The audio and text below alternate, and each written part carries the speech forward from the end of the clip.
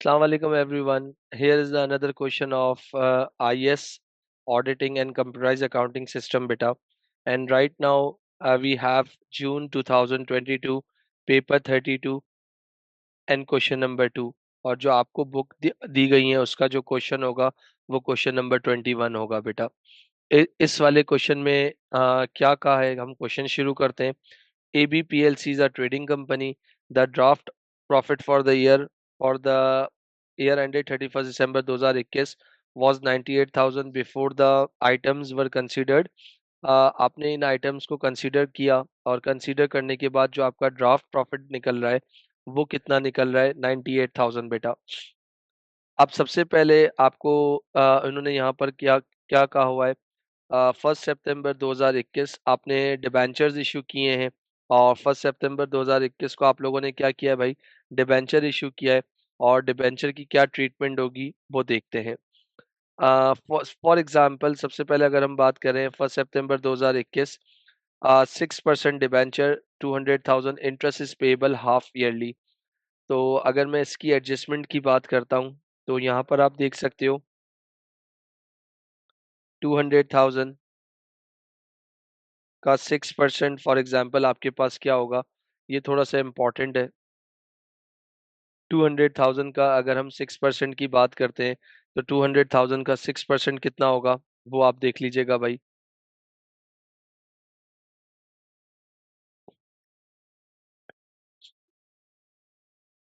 6 2 12 हो जाएगा और मल्टीप्लाई बाय कब लिया है, सितंबर, अक्टूबर, नवंबर और दिसंबर। तो मल्टीप्लाई बाय 4 कर लोगे और डिवाइडेड बाय 12 कर लोगे तो आपके पास इंटरेस्ट आ जाएगा विच इज कॉल्ड कितना बेटा, $4,000 बेटा। और ये इंटरेस्ट जो होता है आपको ये बात पता है कि इनकम स्टेटमेंट में एज एन एक्सपेंस रिकॉर्ड होता है भाई। तो आपको इस वैल्यू को आप क्या कर लेते हो, हाईलाइट कर लेते हो। इसके बाद सबसे इंपॉर्टेंट बात क्या है, सेकंड पार्ट में लिखा हुआ है रीवैल्यूएशन रिजर्व। रीवैल्यूएशन रिजर्व की बात कर रहा हूँ। तो इसका मतलब आपके पास नेक्स्ट एडजस्टमेंट की हम बात करते हैं। तो नेक्स्ट एडजस्टमेंट क्या बोला हुआ था, रीवैल्यूएशन रिजर्व था 1 जनवरी 2021 बेटा। तो इसका मतलब आपका जो रीवैल्यूएशन रिजर्व था वो 1 जनवरी 2021 को अराइज हुआ था और 72,000 का था। किससे हुआ था, प्रॉपर्टी से हुआ था। 1 जनवरी 2017 में आपने ये प्रॉपर्टी परचेज की थी।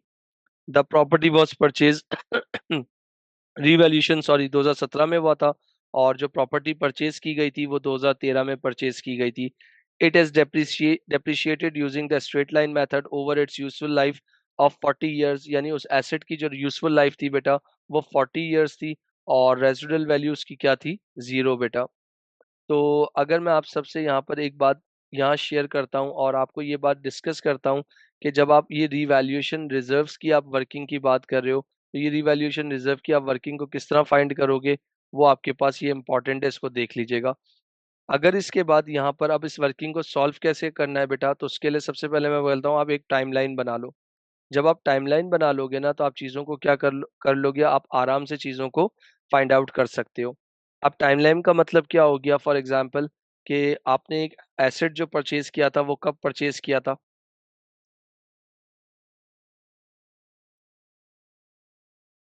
मैंने कहा 2013 में आपने एसेट परचेज किया था। 14 हो गया, 2015 हो गया, 2016 हो गया बेटा। 2016 के बाद क्या हो गया, 17 हो गया। 17 के बाद 18, 19, 20 और 2021 बेटा।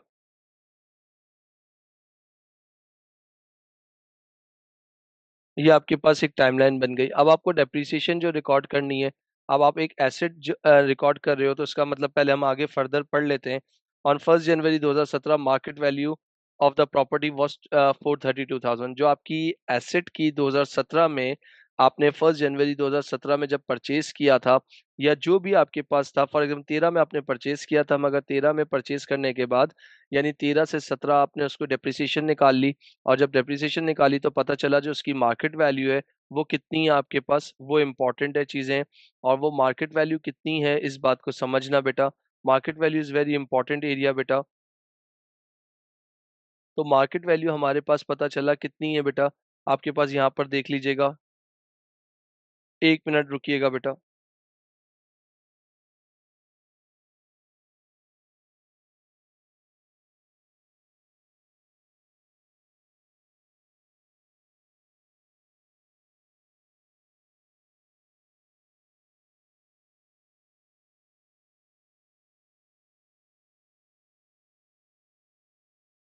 तो जब हम इसकी डेप्रिसिएशन को निकालेंगे तो 432,000 पे निकालेंगे। और ये डेप्रिसिएशन जो होगा, फॉर एग्जांपल हमारे पास यहाँ पर देख लेना,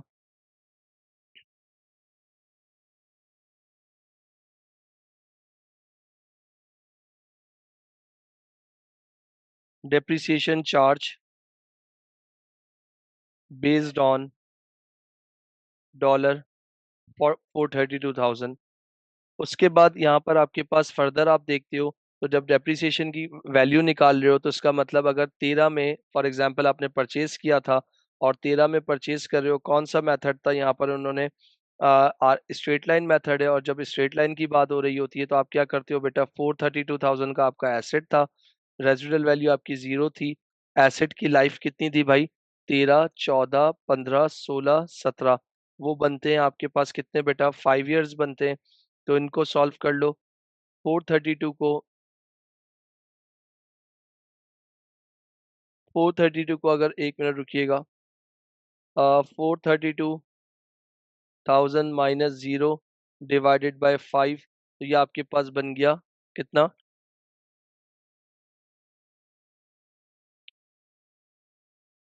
1 मिनट रुकिएगा। 432,000 उसकी लाइफ कितनी है बेटा, एसेट की अगर आप बात कर रहे हो, 432,000 है। और 432,000 में आपके पास 17 में फॉर एग्जांपल 17 में उसकी मार्केट वैल्यू 4,32,000 थी, तो इसका मतलब एसेट आपका मार्केट वैल्यू रीवैल्यू भी हुआ था, तो इसका मतलब रीवैल्यू से पहले आपकी उसकी डेप्रिसिएशन थी। तो 432,000, 40 साल उसकी जिंदगी थी, तो 40 में से फॉर एग्जांपल अगर मैं कहता हूँ आपके पास 5 साल में किसके निकाल देता हूँ, डेप्रिसिएशन के निकाल देता हूँ, तो रिमेनिंग लाइफ कितनी हो गई बेटा, 32 ईयर्स हो गई। तो अब 432,000 जो मेरा एसेट है डेप्रिशिएट होने के बाद 432,000 माइनस 0 कर दो, और डिवाइडेड बाय कितना बेटा, 40 - 5 कर दो आपके पास, तो कितना हो गया आपके पास बेटा,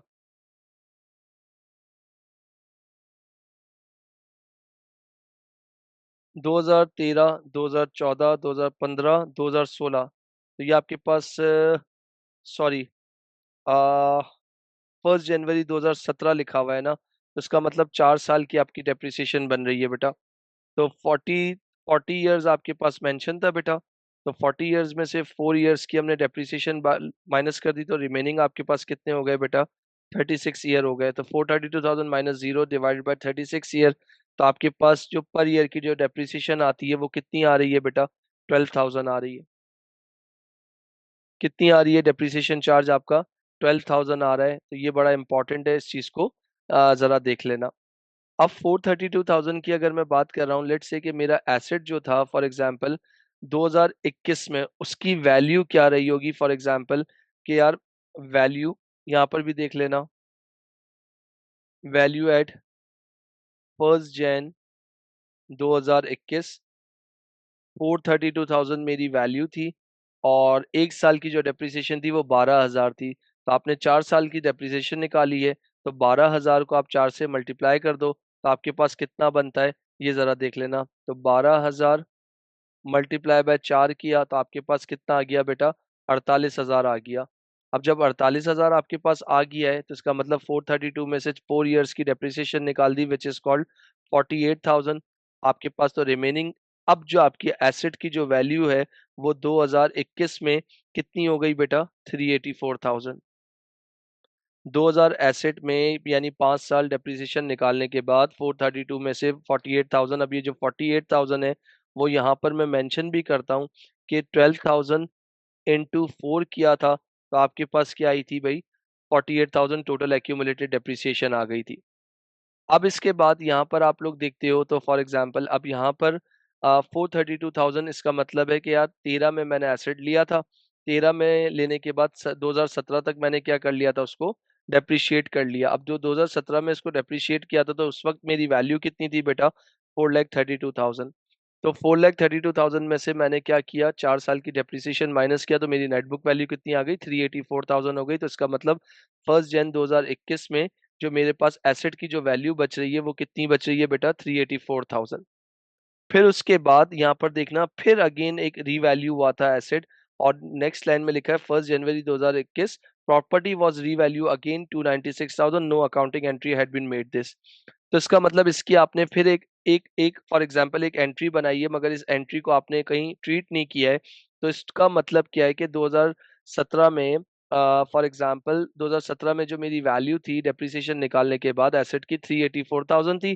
फिर 17 से लेकर, अगर फॉर एग्जांपल 17 से ऑनवर्ड्स अगर मैं निकालता हूँ, चीजें करता हूँ, तो यहाँ पर पहले तो ये देख लो 384,000 से मेरा एसेट अब कितने का हो गया है रिवैल्यू होने के बाद, 296 का हो गया। तो इसका मतलब मेरा रिवैल्यूएशन जो है डाउनवर्ड हुआ है। तो इसका मतलब 384,000 जो उसकी वैल्यू थी वो कितनी थी बेटा, 384,000 पता चला, मगर अब उसकी वैल्यू जो है रिवैल्यू होने के बाद 296,000 हो गई है। तो 384,000, 384 माइनस 296 बेटा, तो डिफरेंस कितना आ रहा है, 88,000, जिसको आप लोग क्या कहोगे बेटा, रीवैल्यूएशन डाउनवर्ड। तो बेटा प्रॉफिट में तो रीवैल्यूएशन डाउनवर्ड नहीं आता, मगर मेरा मशवरा है कि आप एडजस्टमेंट जब बना रहे होते हो तो एडजस्टमेंट पूरी बना लो, ताकि बाद में जब आप क्वेश्चन अटेम्प्ट कर रहे हो तो आपको कोई प्रॉब्लम फेस ना करना पड़े। अब इसका मतलब है, जाहिर सी बात है, जब 17 तक एक एसेट था जो कि 432 था, 432 में फॉर एग्जांपल डेप्रिसिएशन निकालने के बाद जो मेरा अब जो एसेट बच गया है ना, वो 384 था, मगर फिर फर्दर रीवैल्यू हुआ जो कि कितने से हुआ बेटा, 296,000 से। तो इसका मतलब अब जो मेरी नई वैल्यू है एसेट की वो कितनी है, 296,000। अब 296,000 जब मेरे एसेट की वैल्यू है, तो इसका मतलब 17, 18, 19 और 20। तो इसका मतलब 17 से फर्दर मैं इसको डेप्रिशिएट करूंगा, तो मैं ऑलरेडी 4 साल तो डेप्रिशिएट कर चुका था। अब 36 साल उसकी लाइफ बाकी थी, तो इसमें 4 साल और डेप्रिशिएट हो गई। तो बेटा अब उसकी रिमेनिंग लाइफ कितनी हो गई, 36 माइनस 4 कर दिया, तो रिमेनिंग ईयर्स कितने हो गए बेटा, 32 ईयर्स हो गए। अब जब 32 ईयर्स हो गए हैं, तो इसका मतलब है अब मेरे एसेट की वैल्यू 384,000 तो नहीं है। अब जो मेरे एसेट की वैल्यू है आफ्टर रिवैल्यूएशन वो 296,000 है। तो इसका मतलब डेप्रिसिएशन भी इस वैल्यू पे निकलना है। तो 296,000 में से मैंने क्या किया, रेजिडुअल वैल्यू 0 थी, डिवाइडेड बाय क्या कर दिया, 32 साल। तो अब इसकी जो कैलकुलेशन करूंगा तो मेरे पास कितनी आ गई डेप्रिसिएशन, 9250। देखो बेटा बात ध्यान से लाजमी सुनना, जो मैं बात कहना चाहता हूँ। अब यहाँ पर जो है ना, इस वाले पॉइंट में ये बड़ा इंपॉर्टेंट पॉइंट है। तो तुमने जो बुक कीपर जो था तुम्हारा, उस वो कंटिन्यू कर रहा था इस पूरे प्रोसेस को, और उसने जो डेप्रिसिएशन जो प्रोवाइड की थी ना, वो किस वैल्यू पे प्रोवाइड की थी, 432,000 पे। तो जो 432,000 पे जो डेप्रिसिएशन प्रोवाइड की थी, वो कितनी बनती है बेटा आपके पास, फॉर एग्जांपल 12,000 साल की बन रही थी, अगर आपको याद हो।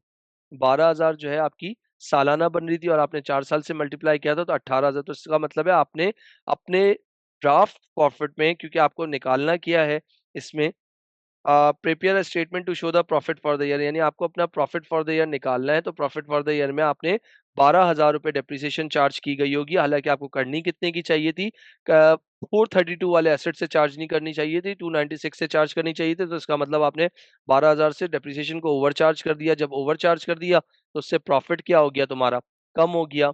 तो इसका मतलब एक डेप्रिसिएशन हमारे पास क्या थी भाई, 9,250 थी भाई। एक डेप्रिसिएशन क्या थी, 9,250 थी। और एक डेप्रिसिएशन जो तुम लोगों ने निकाली थी वो कितनी थी भाई, 12,000 थी। तो मैंने इन दोनों को हाइलाइट कर लिया। एक आपने इंटरेस्ट कैलकुलेट किया था वो आपने निकाल लिया।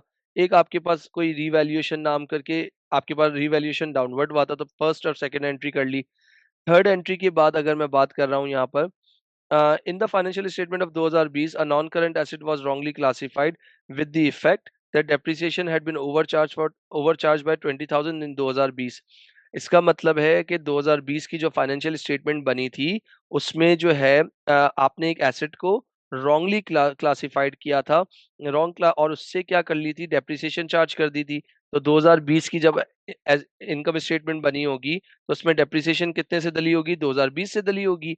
अब आप बना कब के लिए रहे हो, 2021 के लिए बना रहे हो, मगर ये बात किसकी कर रहा है बेटा, 2021 की कर रहा है। तो जब 2021 की कर रहा है, तो सॉरी 2020 की कर रहा है, तो इसका मतलब ये वाला भी जो है थोड़ा सा इस सेंटेंस को भी हम होल्ड कर देते हैं। और 14,000 रुपये हमने कब चार्ज कर दिए भाई, 2021 में चार्ज कर दिए। अब जब ये वाली इस तरह की जब बात होती है ना, तो फिर एक चीज दिमाग में आती है कि यार थोड़ा सा, फिर एक थोड़ा सी चीजें चेंज होने लगती हैं कि भाई आपको डेप्रिसिएशन की अगर बात कर रहे थे तो डेप्रिसिएशन आपको कितनी चार्ज करनी थी, यहाँ पर देखना पड़ेगा। तो अगर मैं आपको बोल रहा हूँ कि यार इस वाले की बात कर रहा हूँ, तो इसका मतलब ये जो 2020 है ना, आपको भी प्रॉफिट कब के लिए मांगा हुआ है, 2021 का मांगा हुआ है। तो इसका मतलब ये वाली जो 2020 की जो डेप्रिसिएशन जो ओवरचार्ज की गई है ना, तो ये आप कहाँ से एडजस्ट कर दोगे, रिटेन अर्निंग से एडजस्ट कर दोगे, क्योंकि इस साल की प्रॉफिट फॉर द ईयर से एडजस्ट वो हो ही नहीं सकती, क्योंकि ये इवेंट एक ऐसा है जो आपके पास, जिसको हम लोग क्या कहते हैं, prior period adjustment, prior period adjustment कह लो या प्रायर पीरियड एडजस्टमेंट एरर कह लो, जो पास्ट में हुआ था। तो आज वो एरर जो है हम अपने पास सही करेंगे, और जब सही करेंगे तो हम उसको किसमें, रिटेन अर्निंग से एडजस्ट करेंगे, मगर अभी फिलहाल प्रॉफिट से हम उसको ट्रीट नहीं कर सकते। और जो ये आपके पास फॉर एग्जांपल 14,000 रुपए का जो 2021 में हमने ओवर चार्ज कर बैठे हैं, तो वो तो हम इस साल के प्रॉफिट से क्या कर देंगे, निकाल देंगे। फिर उसके बाद यहाँ पर आप देख सकते हो, ABPLC sell goods at a markup of 60%। एक एबीपीएलसी है जो अपना सामान बेच रही है, मार्कअप मार्कअप जो होता है प्रॉफिट होता है, प्रॉफिट परसेंटेज होती है, और markup is always apply on cost होता है। इन दिसंबर 2021 में कुछ डिफेक्टेड गुड्स थे जिसकी सेल्स वैल्यू 28,000 थी। The cost value of the return goods had been included in the inventory of 2021। तो इसका मतलब इसकी जो गुड्स की वैल्यू है वो आपकी इन्वेंट्री में क्या है, शामिल है, और वो कितनी शामिल है उस चीज को हमें देखना होगा और उस चीज़ को समझना होगा। अगर कितनी शामिल है तो इसका मतलब है, अगर मैं आपसे कह रहा हूँ फॉर एग्ज़ाम्पल कि मेरे पास एक 28,000 रुपए का क्या है, मैं फिर इस बात को रिपीट कर रहा हूँ, मैंने कहा मेरे पास एक 28,000 रुपए का एक एसेट है, जो मैं बात बोल रहा हूँ उसको प्लीज़ ध्यान से सुनने की कोशिश करना। अब ये जो मार्कअप है ना भाई, इस मार्कअप को मुझे मार्जिन में चेंज करना पड़ेगा, क्योंकि वी हैव सेल्स वैल्यू, और मार्कअप जो है कॉस्ट पे लगता है और सेल्स जो है मार्जिन पे लगती है। तो इसका मतलब इस 60 को, ये जो आपके पास 60 था, डिवाइडेड बाय 100 प्लस 60 बेटा। तो अगर मैं इसको सॉल्व कर रहा हूँ फॉर एग्जांपल इस 60 को, 1 मिनट रुकिएगा प्लीज। तो ये आपने इस मार्कअप को क्या बना लिया, मार्जिन बना लिया बेटा। तो 60 डिवाइडेड बाय 160 कर दिया, जीरो जीरो कैंसिल हो गया, तो 6/16 हो गया। आप इसको फर्दर सिंप्लीफाई कर लो तब भी कोई मसला नहीं है, मल्टीप्लाई बाय 100 कर लो तो परसेंटेज में आंसर आ जाएगा, बट मेरी सजेशन है कि आप परसेंटेज में मत लिखना, इसको फ्रैक्शन में लिखना, वो ज़्यादा बेहतर है एज कम्पेयर टू बेटा। तो इसका मतलब आप इसको इसी में रहने दोगे। फिर उसके बाद यहाँ लिखा है the cost value of return good have been include, जो कॉस्ट जो रिटर्न गुड्स है वो कॉस्ट वैल्यू पे रिकॉर्ड हो रहा है। It is expected to 6,000 is incur to repair return cost they can sold at 80% of normal selling price. तो भाई यहाँ पर आप देख लीजिएगा, पहले तो कॉस्ट को फाइंड आउट कर लें। तो अगर मैं कॉस्ट की बात कर रहा हूँ तो मेरे पास कितने का था भाई, 28,000 था। 28,000 में 6/16 यानी प्रॉफिट इंक्लूड है, तो इसकी प्रॉफिट की वर्किंग अगर मैं करता हूँ तो for example 28,000 multiply by 6 divided by 16, तो ये मेरे पास क्या आ गया भाई, 10,500। तो ये सेल्स वैल्यू में से 10,500 मेरा क्या था, प्रॉफिट था बेटा, जो मैंने कन्वर्जन करके निकाल लिया और माइनस कर दिया 28,000।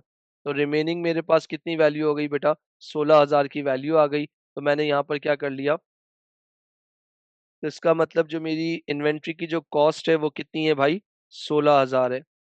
मगर अगर अब इन्वेंट्री की एनआरवी की बात करता हूं, तो एनआरवी का मतलब हो गया कि यार जो 28,000 का गुड्स है ना, अगर मैं 28,000 के गुड्स की बात कर रहा हूँ, इसका मैं 80% निकाल लेता हूँ। तो 28,000 का जो गुड्स है इसका 80% निकाल लेते हैं, तो 28,000 मल्टीप्लाई बाय 0.8 बेटा। तो इसकी जो वैल्यू है ना 22,400 की, ये बिक सकती है अगर मैं इस पे 6,000 रुपए का क्या कर लूं, एक रिपेयर के नाम से खर्चा कर लूं। तो 22,400 में से फॉर एग्जांपल 6,000 निकालता हूं, तो मेरी एनआरवी कितनी आ जाती है भाई, 16,400। तो according to prudence concept inventory should be recorded lower of cost, और एनआरवी और आईएस टू भी ये बात कहता है कि भाई आपके पास कॉस्ट कितनी है मेरी। फॉर एग्जांपल अगर मैं आपसे बात कर रहा हूँ 22,400, 28,000 का 80% हो गया 22,400 माइनस 6,000। तो आपके पास 1 मिनट, 28,000 मल्टीप्लाई बाय 0.8, आपके पास कितनी आ गई? तो रिमेनिंग तो 16,400 बच गया। और अगर मैं आपसे 28,000 का 1/6 करता हूँ, 28,000 इंटू 6 डिवाइडेड बाय 16, तो ये बनता है 10,500। 28,000 माइनस 10,500, तो ये रिमेनिंग आंसर आ रहा है कॉस्ट का, जो कि मैंने 16 लिखा है। कैलकुलेशन एरर है, ये 17,500 है। तो according to prudence concept inventory should be recorded lower of cost NRV. तो मेरी कॉस्ट कितनी है? 17,500। और मेरी एनआरवी कितनी है भाई? मेरी एनआरवी कितनी है ये देख लीजिएगा, 16,400। तो कॉस्ट अगर फॉर एग्जांपल इस जगह की मैं बात कर रहा हूँ, तो मेरे पास आपके पास जो 17,500 रिकॉर्ड हुआ था, हालांकि रिकॉर्ड कितना होना चाहिए था 16,400, मगर 17,500 हुआ था। तो इन्वेंट्री ओवर वैल्यू हुई थी। कितने से इन्वेंट्री थी, इन दोनों का डिफरेंस निकाल लो तो कितना आ गया? 1100 नेगेटिव आ गया। तो जाहिर सी बात है इससे भी प्रॉफिट क्या हुआ होगा आपका? बढ़ गया होगा। तो जब रिवाइज प्रॉफिट निकाल रहे हो तो इससे भी प्रॉफिट क्या कर दोगे? कम कर दोगे। तो अगर मैं आपके पास यहाँ पर रिवाइज प्रॉफिट की वर्किंग करता हूँ, तो वो वर्किंग किस तरह करूंगा? Here is the answer of part A बेटा। तो सबसे पहले आपके पास जो प्रॉफिट फॉर द ईयर, जो कि सवाल में गिवन था बिल्कुल स्टार्ट की लाइन में, 98,000। अब उसके बाद आपके पास लेस क्या कर दिया? डिबेंचर इंटरेस्ट शामिल नहीं था, तो हमने डिबेंचर इंटरेस्ट शामिल कर लिया 4 मंथ के हिसाब से, जो कि कितना आ गया भाई? 4,000 बेटा। तो इंटरेस्ट से प्रॉफिट क्या होता है? कम कर दिया। तो कम कर दिया। इसके बाद आप लोगों ने क्या किया था भाई? एक डेप्रिसिएशन ऑन प्रॉपर्टी थी, ओवर चार्ज कर दी थी। तो मैंने क्या कर दिया भाई? अब यहाँ पर कितना था? 12,000, आपके पास 9,250 चार्ज करनी थी, आपने 12,000 चार्ज कर दिए। तो यहाँ पर क्या होगा? तो डिफरेंस आपके पास, आपने क्या कर दिया था? ज्यादा चार्ज कर दिया था। तो ज्यादा जब चार्ज किया होगा तो प्रॉफिट कम हो गया होगा। जब रिवाइज कर रहे हो तो इसमें क्या कर दिया? ऐड कर दिया। कैसे ऐड कर दिया भाई? यहाँ पर देखना, depreciation on property over charge बेटा। और ओवर चार्ज की अगर मैं बात कर रहा हूँ फॉर एग्जांपल, फिर आपको इस बात को रिपीट कर रहा हूँ, आपके पास आपको कितनी चार्ज करनी थी? फॉर एग्जांपल 12,000 आपने 9,250 चार्ज करनी थी, आपने कितनी? 12,000 चार्ज कर दी। तो 2,750 आपने ज्यादा चार्ज कर दिए। तो आपने जाहिर सी बात है इसको प्रॉफिट में दोबारा क्या कर दिया? एड बैक कर दिया। फिर उसके बाद यहाँ पर आप देख लीजिएगा, एक डेप्रिसिएशन जो था, इस साल की जो डेप्रिसिएशन थी, जो एडजस्टमेंट नंबर 3 में बोली थी, फाइनेंशियल स्टेटमेंट 2020 बनी थी, wrongly classified with the effect depreciation had been overcharge by 20,000 को आप ट्रीट नहीं करोगे इस साल। हाँ, 14,000 की डेप्रिसिएशन जो आपने ओवरचार्ज कर दी है, आपके पास क्या था प्रॉफिट में? तो आपने यहाँ पर क्या कर दिया? दोबारा इसको क्या कर दिया? ऐड कर दिया। कितना हो गया? डेप्रिसिएशन ऑन एनसीए ओवरचार्ज कर दिया था। तो जब दोबारा तो माइनस नहीं करोगे, तो अब आपने क्या कर दिया? जो डेप्रिसिएशन बननी नहीं थी मगर आप माइनस कर बैठे थे प्रॉफिट से, तो इसमें प्रॉफिट को दोबारा क्या कर दिया? ऐड कर दिया। इसके बाद फॉर एग्जांपल आपके पास इन एडजस्टमेंट नंबर 4 थी रिगार्डिंग इन्वेंट्री बेटा। अगर आपके पास, आपको कितनी इन्वेंट्री रिकॉर्ड करनी थी? एनआरवी के हिसाब से 16,400 रिकॉर्ड करनी थी, आपने 17,500 रिकॉर्ड कर दी है, ज्यादा रिकॉर्ड कर दी। जब ज्यादा रिकॉर्ड की होगी तो प्रॉफिट क्या हो गया? बढ़ गया होगा। तो जब आप इसको सही कर रहे हो तो यहाँ पर क्या हुआ? इन्वेंट्री ओवर वैल्यू बेटा 1100, तो मैंने क्या कर दिया? प्रॉफिट से निकाल दिया। जब मैं अपने प्रॉफिट को रिवाइज कर रहा हूं तो मेरा revise profit for the year after adjustment कितना आ गया? Revise profit for the year after adjustment कितना आ रहा है भाई? 109,650 बेटा। उसके बाद यहाँ पर देख लीजिएगा, next part, explain the accounting treatment of the following with reference to international accounting, item 3 और आइटम 4। यार आइटम 3 की अगर बात कर रहे हो तो वो कह रहा है कि इसका अकाउंटिंग ट्रीटमेंट क्या होना चाहिए। तो आंसर बी का 1 बेटा। और ये कौन सी आइटम है? आइटम नंबर 3 बेटा। अगर आइटम नंबर 3 की बात कर रहा हूँ तो इस पे आप यहाँ पर क्या देख लोगे? अगर फॉर एग्जांपल देखो बेटा, अकाउंटिंग पॉलिसीज देखो, यहाँ बहुत सारे बच्चे जो है ना इस पे अमूमन IS 10 यूज करेंगे। यार ये IS 10 यूज नहीं होगा, यहाँ पर क्या यूज होगा बेटा? IS 8 बेटा। IS 8 क्या कहता है सुनना, accounting policies comma changes in estimates and errors बेटा। यार ये जो पॉइंट नंबर 3 है ना, जो 2021 का जो ओवर चार्ज था, तो 2021 के प्रॉफिट में हमने इसको एडजस्ट कर दिया। देखो, और अब जो आपके पास जो था एक 2020 में फॉर एग्जांपल हमसे गलती हुई थी कि रॉन्ग क्लासिफाइड कर दिया था, हालांकि नॉन करंट एसेट था नहीं, मगर हमने नॉन करंट एसेट अज्यूम करके उस पर डेप्रिसिएशन रिकॉर्ड कर दी थी। और 2020 में जब डेप्रिसिएशन रिकॉर्ड की थी तो जाहिर सी बात है, जब डेप्रिसिएशन रिकॉर्ड की तो एक्सपेंस क्या हो गया? बढ़ गया। और जब एक्सपेंस बढ़ा तो तुम्हारा प्रॉफिट क्या हो गया? कम हो गया। तो यार ये 2021 के बाद ये इंसिडेंट कब का था? 2020 का था। तो इसका मतलब ये पुराना इंसिडेंट था, पास्ट इवेंट था। तो इस चीज को आप क्या कहते हो? प्रायर पीरियड एडजस्टमेंट या प्रायर पीरियड एरर्स। जो पास्ट में गलतियां हुई थी, वो आज उसको आप रेक्टिफाई कर रहे हो। जो पास्ट में गलतियां हुई थी आप उसको रेक्टिफाई कर रहे हो। और वो किसको रेक्टिफाई करोगे? अब पास्ट का तो प्रॉफिट आपके पास नहीं पता, और इस साल के प्रॉफिट में तो आप इसको डाल नहीं सकते हो। अगर डालोगे तो IS 8 के अगेंस्ट चले जाओगे। तो इसका मतलब आपके पास जो ये प्रायर पीरियड एडजस्टमेंट है, तो ये 20,000 की जो ट्रीटमेंट है वो आप किस तरीके से लोगे? फॉर एग्जाम्पल, ये जो डॉलर आपके पास 20,000 है, ये किसकी कहाँ एडजस्ट करोगे? Is adjusted against the retain earning बेटा। It's adjusted again the retained earning at 1 Jan 2021। इसका मतलब 2020 का जो क्लोजिंग रहा होगा, तो वो 2020 के लिए 2020 का जो क्लोजिंग रहा होगा, तो वो 1 Jan 2020 के लिए, वो 2021 के लिए क्या बन बन जाएगा? ओपनिंग बन जाएगा। तो आप उसको क्या लिखते हो? ये एरर कब का है? Error of prior error of prior period जिसको आप कहते हो बेटा। और जो 14,000 है एंड डॉलर, जो आपके 14,000 है, वो 14,000 किस में एडजस्ट हो जाएंगे भाई? आपने ऊपर करके भी दिखाएं। और ये जो 14,000 इज एडजस्टेड, आपके जो 14,000 जो एडजस्ट हो गए वो किसके अगेंस्ट एडजस्ट हो गए बेटा? करंट ईयर जो 2021 का जो आपका प्रॉफिट फ्रॉम ऑपरेशंस था, तो आपने ऊपर उसको एडजस्ट कर दिया बेटा। अभी भी आपने ये तो थियोरेटिकल समझा दिया है, मगर अभी भी आपने 20,000 को एडजस्ट नहीं किया। हो सकता है कि वो आने वाले पार्ट में आपसे मांग रहा हो और फिर आप उसको एडजस्ट कर दो। आइटम नंबर 4 भाई। आइटम नंबर 4 में ये जो कॉन्सेप्ट था आपके पास, मैं यहाँ पर लिखता हूँ पार्ट बी का ही 2 वाला बेटा। और ये कौन सी आइटम है बेटा? आइटम नंबर 4 बेटा। और ये आइटम नंबर 4 किससे रिलेटेड है? कौन सा IS इस पे इम्प्लीमेंट हो रहा है? IS 2 इन्वेंट्रीज बेटा।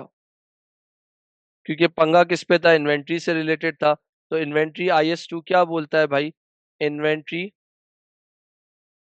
Is valued at the lower of cost and NRV बेटा। इसके बाद दी NRV कितनी थी भाई? 16,400 बेटा। कैसे आई थी आपके पास? ये रिवर्किंग आप देख सकते हो। इज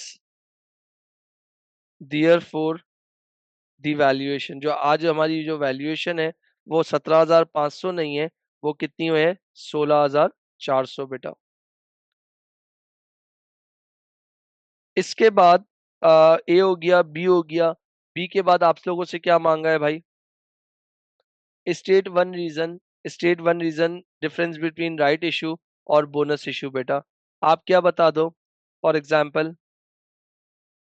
पार्ट सी बेटा। अगर मैं बोनस इशू की बात करता हूं तो यहाँ क्या लिख दूंगा? बोनस इशू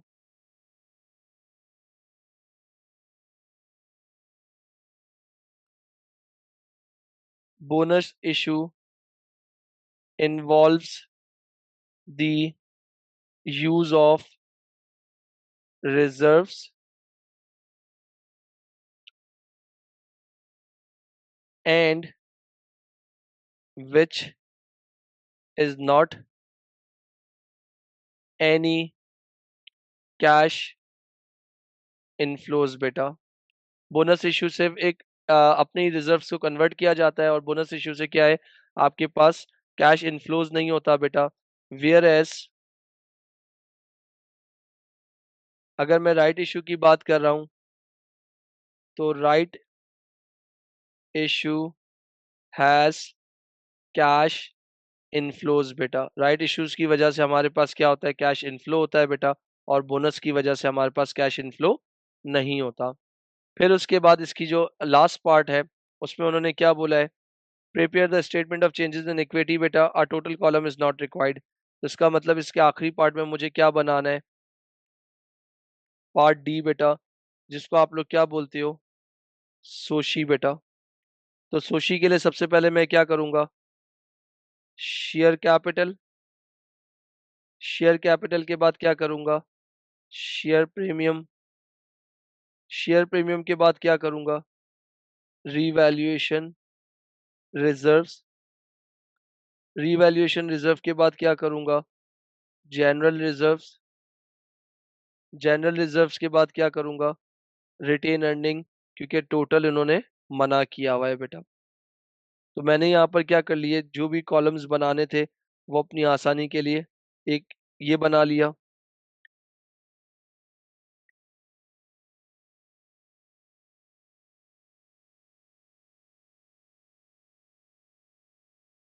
अब यहाँ पर जो सोशी बनाऊंगा तो सोशी में ये देखो 2020 के दिसंबर के जो क्लोजिंग थे, तो यहाँ पर क्या हो जाएगा? Balance brought down. तो ये फर्स्ट जैन 2021 के लिए ओपनिंग बन जाएगा कितना? 500,000 बेटा। 86,000। सही है। इसके बाद रीवैल्यूएशन रिजर्व 72,000 बेटा। और जनरल रिजर्व नहीं था, रिटेन अर्निंग इज 192,000। उसके बाद सबसे पहले मैं यहाँ पर अपनी आसानी के लिए क्या कर देता हूँ? प्रॉफिट फॉर द ईयर बेटा। Profit for the year revise profit निकाल चुका था। कितना निकाला था? 109,650 dash dash dash one dash dash 109,650। Adjustment one ने क्या बोला था भाई? आपने फाइनल डिविडेंड पे कर रहे हो 2020 के प्रॉफिट से दे रहे हो, तो इसका मतलब फाइनल डिविडेंड दे रहे हो तो आपके पास कितना था? 500,000 शेयर्स कितने थे आपके पास?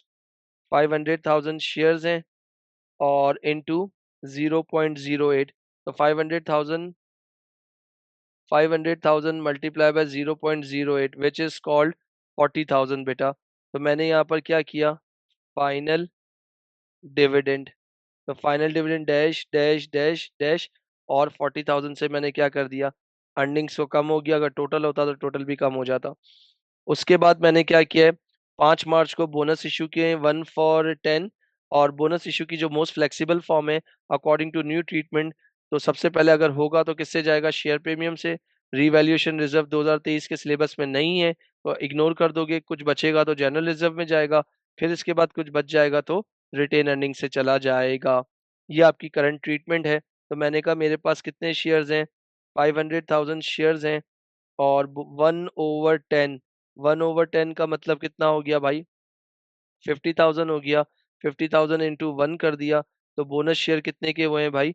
50,000 के हुए हैं। तो इसका मतलब यहाँ पर क्या लिखा? बोनस इश्यू 50,000 रुपये। तो इसका मतलब बोनस इश्यू में हमारे पास प्रीमियम में ही इतनी गुंजाइश है, तो हम प्रीमियम से मैंने क्या कर दिया, पूरे पूरे 50,000 क्या कर दिए, कट कर दिए। अगेन बोनस इश्यू की वजह से आपके पास पैसे नहीं आते, डैश डैश, तो अगर टोटल में भी आप उसको डैश कर देते। फिर उसके बाद आप लोगों ने नए शेयर्स इशू किए 100,000 के 1.8 के हिसाब से। तो इसका मतलब अगर मैं आपसे बात करता हूँ यहाँ पर देखना, 100,000 नए शेयर्स इशू कर रहे हो, उसकी जो पार वैल्यू है वो कितनी है, 1 है बेटा, और 0.8 हो गया। तो इसका मतलब जो टोटल इशू हो रहा है वो कितना हो रहा है, 1.80 पे हो रहा है। तो इससे जो पैसा आएगा वो कैपिटल बनेगा, इससे जो पैसा आएगा वो प्रीमियम बन जाएगा। तो यहाँ पर अगर मैं आपसे बात कर रहा हूँ, कितने शेयर्स थे आप लोगों के पास? अच्छा, एक एक थोड़ी-सी मैं जल्दबाज़ी कर गया। 1 जून 100,000 न्यू शेयर सही है, पब्लिक को ऑफ़र किए थे, मगर जो रिसीव जो हुए हैं ना, जिसके 100,000 में से जो पैसे रिसीव हुए हैं, वो कितने के रिसीव हुए हैं? 80,000 के रिसीव हुए हैं, जो फुली सब्सक्राइब हुए हैं। तो 80,000 इंटू 1 के हिसाब से आपके पास क्या हो गया? 80,001 के हिसाब से जो पैसे आएँगे, वो आपके पास क्या होंगे? शेयर कैपिटल, और 80,000 इंटू 0.8 यानी 68.8 64,000 वो क्या हो गया? शेयर कैपिटल हो गया, टोटल कॉलम नहीं है, अगर होता तो इन दोनों को प्लस करके टोटल में लिख देते। इसके बाद इंटरिम डिविडेंड पे कर रहे हो, और कब तक पे कर रहे हो? 31 मार्च तक दो भी जो भी शेयर्स इश्यू हुए हैं उसी पे डिविडेंड होगा। तो आपके पास सबसे पहले स्टार्ट के कितने थे? 5,000 शेयर्स थे, उसमें नए कितने शेयर्स आए? बोनस इश्यू के कितने आए? 50,000 आए, और 80,000 शेयर्स लेंगे नहीं क्योंकि वो जून में हुए हैं, तो हमें सिर्फ मार्च तक लेने हैं। तो कितने हो गए? 5.5 लाख शेयर्स हो गए इंटू 0.02, तो आपके पास कितना आ जाएगा? 11,000। तो यहाँ पर क्या कर दिया? Interim dash dash dash dash, और 11,000 से मैंने क्या कर दिया? अपनी अर्निंग्स को डिविडेंड की वजह से कम कर दिया। इसके बाद यहाँ पर आप देख सकते हो बेटा, अ, एक आपके पास क्या था? रिवैल्यूएशन कुछ था, तो मैंने यहाँ पर क्या कर दिया?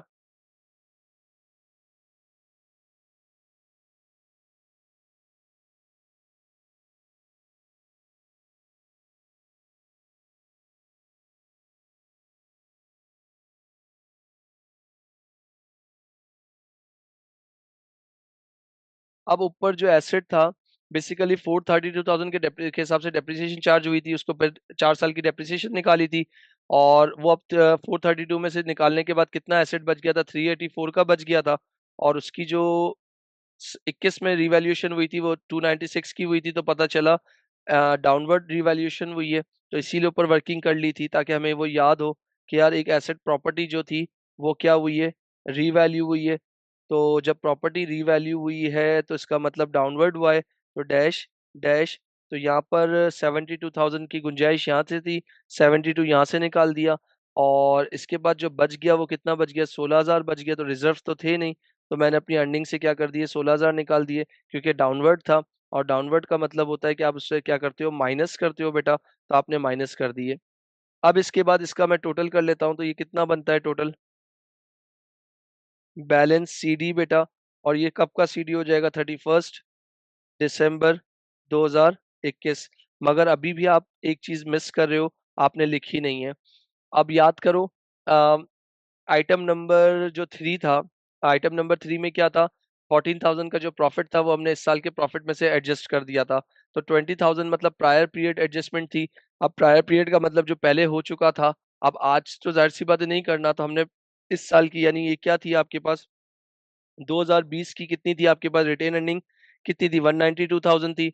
अब न 192,000 का मतलब हो गया कि इसका मतलब जो 2020 का बनाया होगा, तो 2020 के अंदर प्रॉफिट निकाला होगा, तो प्रॉफिट रिटेन अर्निंग में डाला होगा, तो प्रॉफिट जो है कम रिकॉर्ड हुआ होगा, क्योंकि ज़ाहिर-सी बात है आपने 20,000 ओवरचार्ज कर दिए थे। तो यहाँ पर आपने क्या कर दिए? 20,000 आपसे कहा था कि ओवरचार्ज के रिटेन अर्निंग में ऐड कर दोगे, तो अब आपके पास 192 प्लस 20, तो आपकी नई रिटेन अर्निंग्स कितनी हो गई बेटा प्रायर पीरियड एडजस्टमेंट करने के बाद? 2,12,000 हो गई। तो यहाँ पर मैंने क्या लिख दिया? रेड का डिफरेंट कलर से लिख रहा हूँ ताकि ये याद रहे, 2,12,000 हो गया। जब मैं इसका फर्दर टोटल कर रहा हूँ, तो मेरे पास टोटल करने के बाद क्या वैल्यू बन रही है? तो ये हो गया आपके पास कितना? 6,30,000। ये 86 में से 50 निकल गए थे, 64 और आ गए थे, तो कितना आ गया भाई? 100,000 हो गया। 72 थे, 72 से खत्म हो गया, रिवैल्यूएशन रिजर्व जीरो हो गया बेटा। इसके बाद जनरल रिजर्व तो ऑलरेडी था नहीं बेटा, वो भी जीरो हो गया। और 2,12,000 में आपने क्या किया, 40,000 रुपए का डिविडेंड था, 109650 साल का प्रॉफिट था, 11,000 रुपए आपके पास क्या था, इंटरिम था, और 16,000 रुपए प्रॉपर्टी रिवैल्यूएशन से डाउनवर्ड में जो शॉर्टफॉल था वो माइनस कर दिया, तो आपके पास कितना आ गया, 254,650 बेटा। तो यहाँ पर देख लो, ये एक और आईएएस से रिलेटेड क्वेश्चन कंप्लीट हुआ, बट राइट नाउ कि इसमें आईएएस के साथ साथ फॉर एग्जांपल आईएएस 8 अप्लाई हो रहा था और कंपनी अकाउंट्स अप्लाई हो रहा था। इससे पहले जो है मैंने प्रीवियस रिकॉर्डिंग में आईएएस अप्लाई हो रहा था, इम्पेयरमेंट हो रहा था, और नॉन करंट एसेट स्केजुअल था। तो इसका मतलब ये आईएएस जो होंगे वो तमाम चीज़ों के साथ मिक्सअप होके आ सकते हैं बेटा। अगर आपको इस क्वेश्चन से रिलेटेड कोई भी कंफ्यूजन हो तो आप मुझे डीएम कर सकते हो। फर्दर क्लैरिटी बेटा। Thank you so much. अल्लाह हाफ़िज़।